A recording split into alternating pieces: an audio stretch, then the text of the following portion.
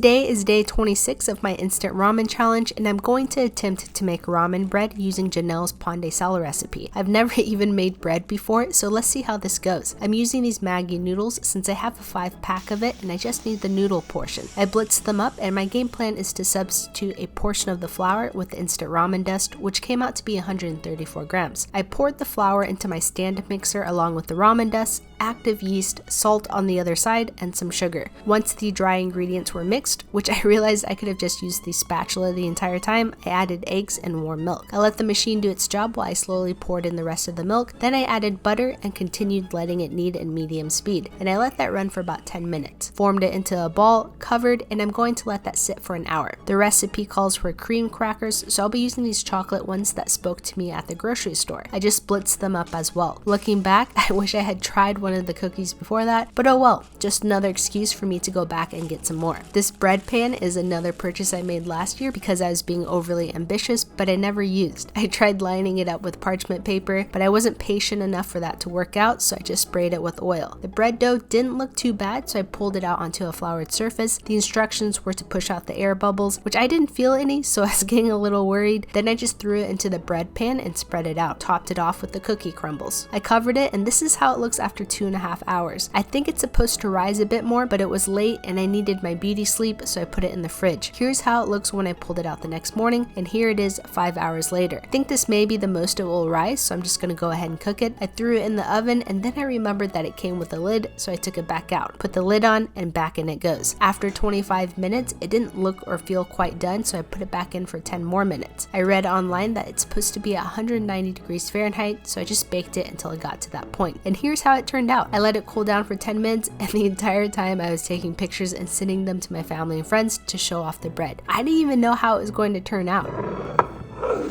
It just fell out. I'm like nervous.